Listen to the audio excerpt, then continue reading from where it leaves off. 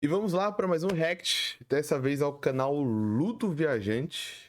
Reagiu sobre o vídeo O Argumento de Nietzsche a Favor da Ignorância. Canal Ludo Viajante, um canal muito legal sobre filosofia. Vamos reagir a esse vídeo e usar como desculpa para falar um pouquinho sobre filosofia e sobre pensar demais nas coisas e sobre ignorância. Vamos lá. Não sei se estou enganado, mas parece que pessoas que pensam demais sofrem mais.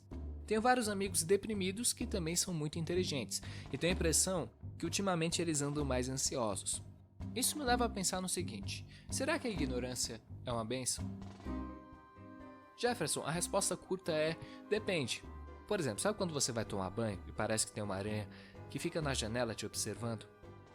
Digamos que aquilo seja uma câmera. Você ia gostar de saber, não ia? Ponto pro conhecimento. Agora, observe essa imagem. Você provavelmente era mais feliz antes de conhecê-la. Ponto pra ignorância. Mano, a melhor coisa do. Não é a melhor coisa, né? Porque o conteúdo todo é maravilhoso, mas a edição é um dos pontos primordiais do canal do Ludo Viajante, cara. Ele manda muito bem da edição e de numa estética própria, sabe? E, tipo, mistura muitas coisas e conceitos e não entra necessariamente numa moda, sabe? Ele tem uma estética. Eu acho isso muito louco. Não que quando a gente copia estéticas, faz parte do conteúdo, né? Da internet, a gente se inspirar. Mas eu admiro muito pessoas que porque eu gostaria de ter esse talento de conseguir desenvolver uma estética própria a partir de referências e não ficar só na referência, sabe? Falando um pouquinho mais sério, historicamente, a maioria dos filósofos vai dizer que não é uma bênção. Tanto que a própria palavra filosofia significa amor ao conhecimento. Agora, tem um filósofo que ele é do contra, Nietzsche, o famoso rouba-brisa. No livro Utilidade e Desvantagem da História, ele argumenta que o único jeito de ser feliz é buscando a ignorância. Eu acho esse livro sensacional, porque ele foi escrito em 1870, muito antes da invenção da internet, e é quase como se Nietzsche tivesse previsto o futuro, porque ele alega que informação demais é veneno.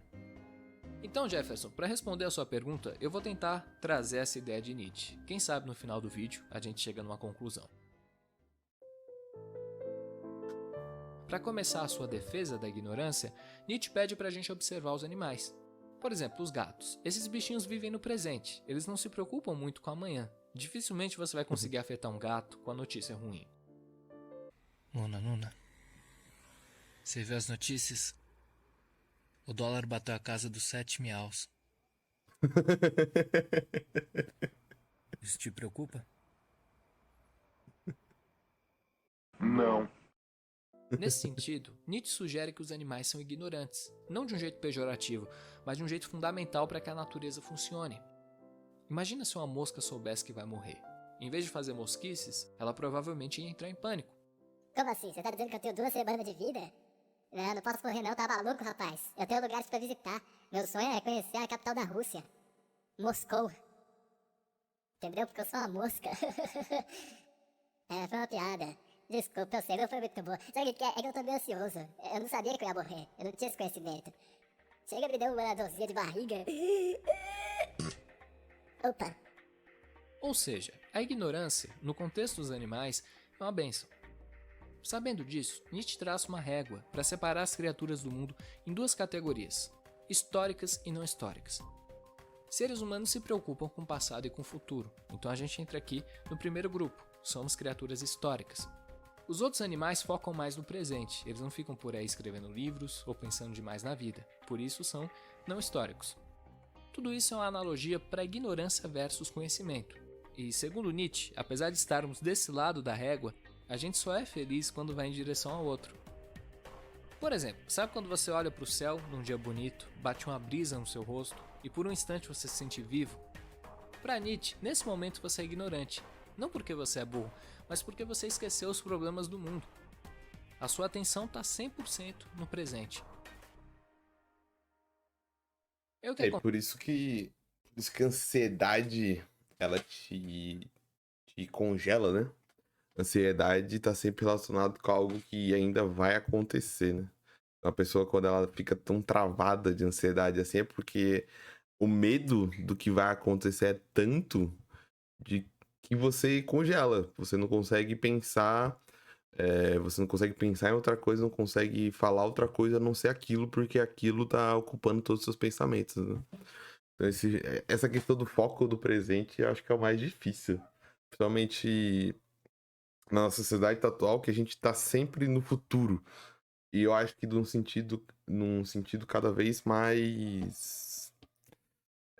Como eu posso dizer? Como eu posso explicar isso numa palavra? No sentido de que a gente às vezes nem tá preocupado com uma coisa específica, mas a gente tá sempre esperando a próxima grande notícia.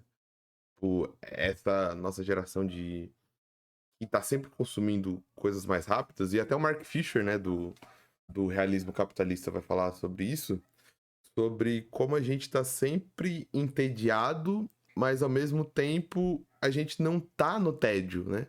Que a gente tá entediado, mas a gente tem tanta coisa pra fazer, só que a gente tá tão atolado dessas coisas que o excesso de coisas traz o tédio.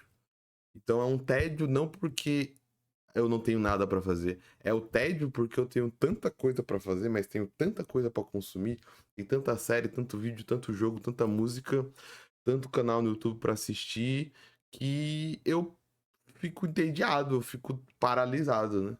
E a ansiedade agora não é necessariamente por algo que vai acontecer, mas é a nossa expectativa de que algo aconteça. Então eu tô sempre esperando a próxima notícia. Quando vai acontecer tal coisa? Quando vai. Cadê a próxima grande coisa? E o próximo grande assunto? A próxima grande treta? A próxima grande fofoca? Sempre a próxima coisa. E eu nem sei o que é essa grande coisa, mas eu tô sempre esperando, né? E tô sempre pronto pra reagir. A gente é muito mais reativo, né? Principalmente com a dinâmica das redes sociais. Então, quem é a pessoa que a gente vai odiar hoje? Quem é a pessoa que. E eu já tô preocupado com uma pessoa que a gente vai odiar amanhã. Quem é o político que eu vou odiar hoje? Quem é o político que eu vou odiar amanhã? Qual que é o nosso tema do ódio? Qual que é o nosso tema do amor? Quem que a gente vai amar hoje? Quem que a gente vai cancelar? Quem a gente não vai cancelar?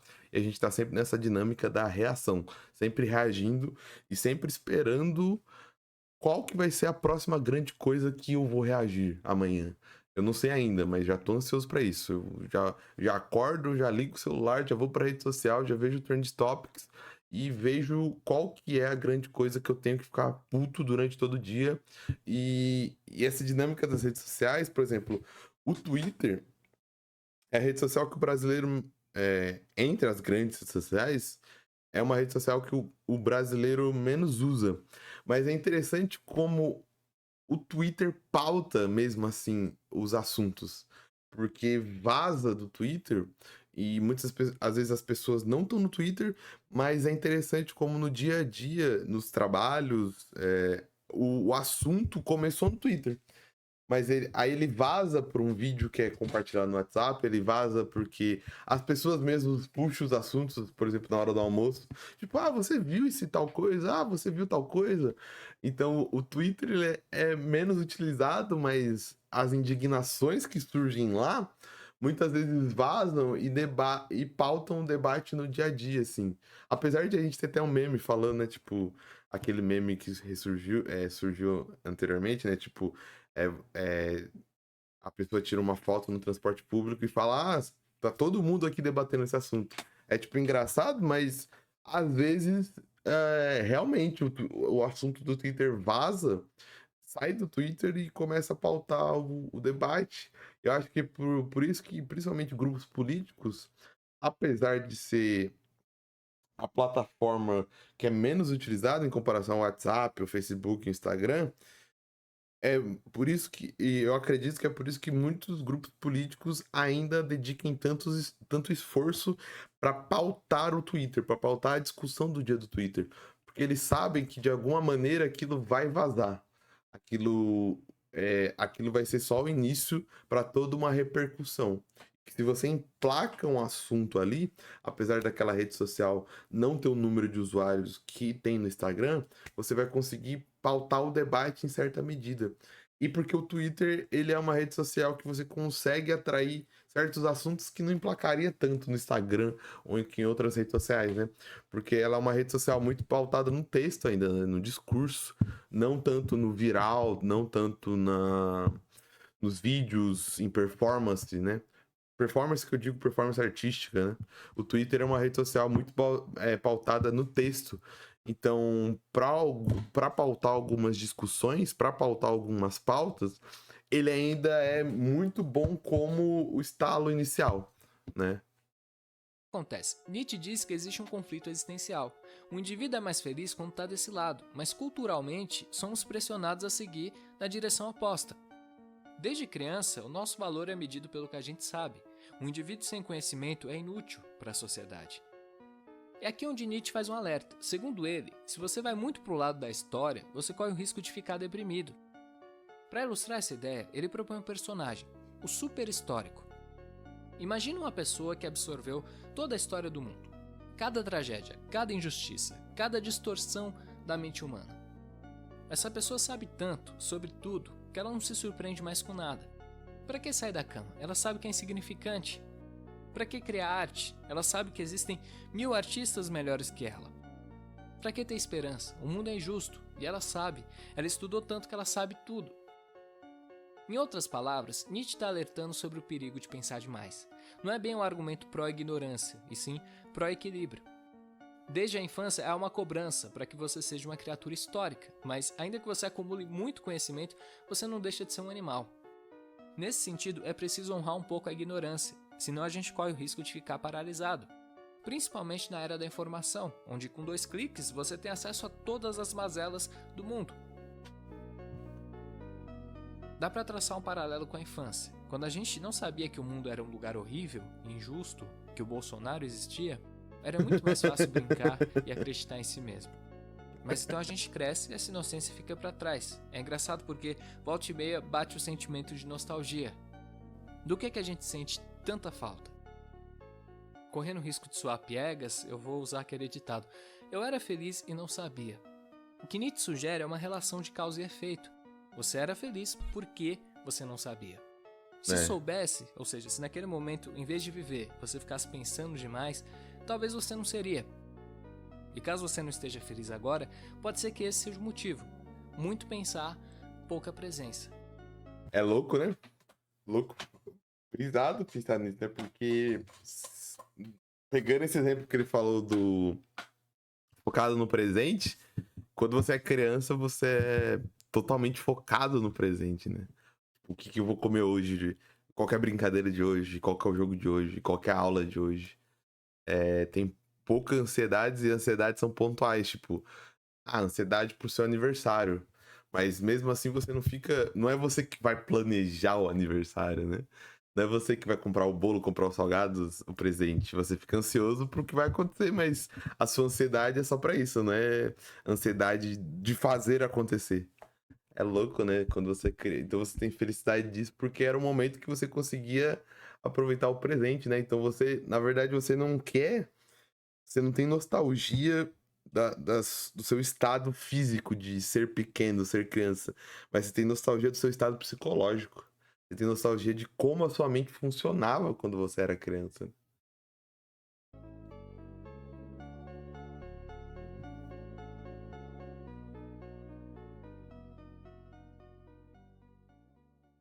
Eu fiquei meio receoso de fazer esse vídeo, porque parece um argumento pro eleitor do Birocreuso, né?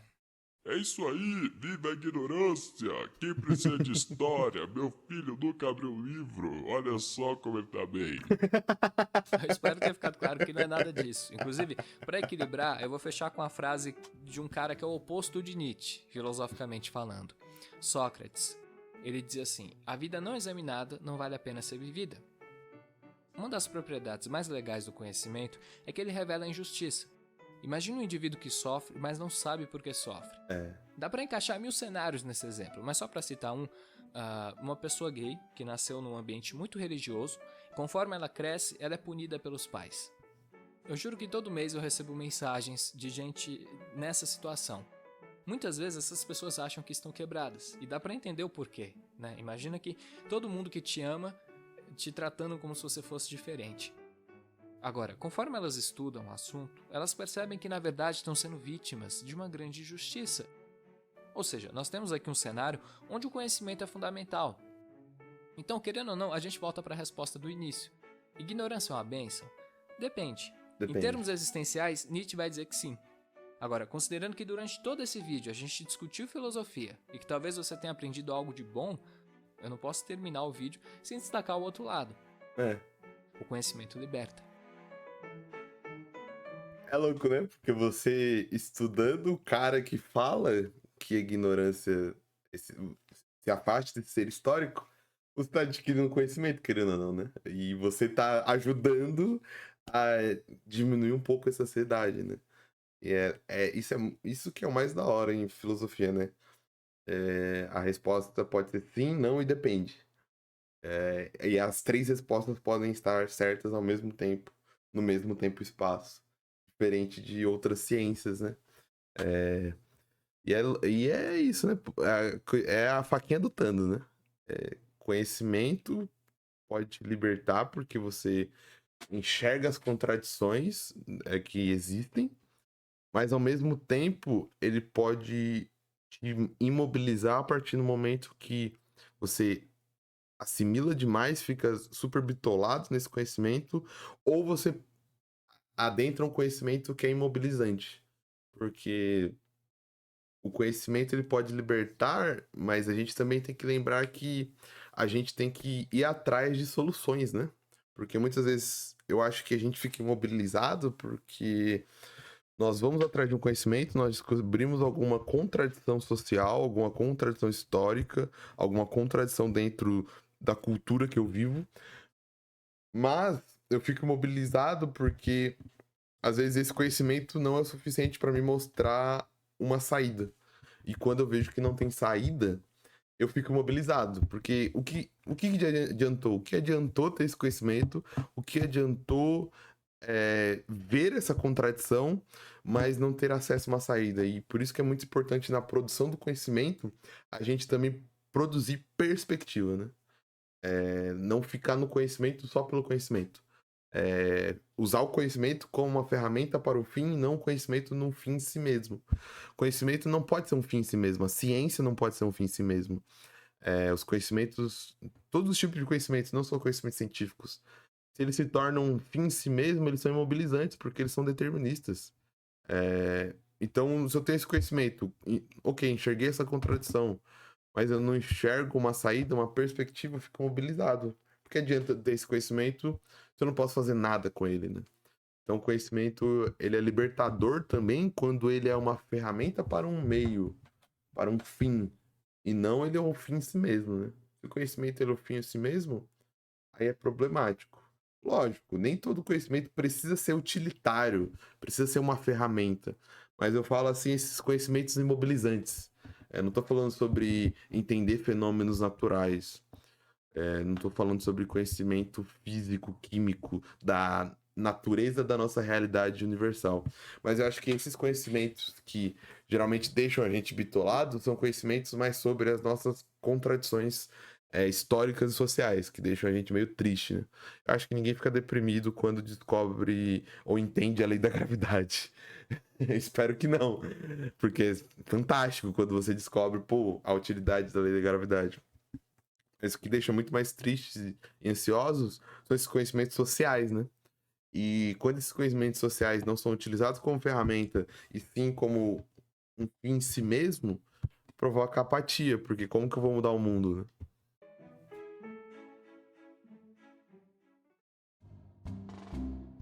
Muito obrigado por ter assistido esse vídeo. Obrigado em dobro se você puder compartilhar por aí, ajuda bastante o meu trabalho. Lembrando que, caso você tenha achado esse tema interessante, você pode comprar o livro do Nietzsche. Eu vou deixar o link aqui embaixo. Toda vez que alguém compra, uma parte vai para mim. É muito supimpa. Eu agradeço. O Ludo Viajante sobrevive graças a uma campanha de financiamento coletivo. Eu levo bastante tempo para pesquisar e editar cada vídeo. E digamos que esse modelo de negócio não é muito rentável aqui no YouTube. Se você puder dar uma forcinha, muito obrigado. Com R$3 já dá para apoiar meu projeto. Em troca, você ganha acesso a um podcast de filosofia e eu consigo continuar fazendo esse trabalho. Para saber mais, é só clicar aqui na tela. Então é isso, né? Reagimos aí e vimos o canal do Ludo Viajante. Não se esqueçam de se inscrever no canal dele. Não se esqueçam de ajudar lá quem pode. Não esqueçam de assistir o vídeo deles. O conteúdo dele é excelente. É um dos melhores conteúdos que você vai consumir aqui no YouTube. Não só sobre filosofia, mas conteúdos em geral. Se você curtiu esse vídeo aqui, esse humilde react ao Ludo, considere também curtir, compartilhar e comentar aqui embaixo desse vídeo, porque me ajuda muito também. E a gente se vê na próxima. Até mais!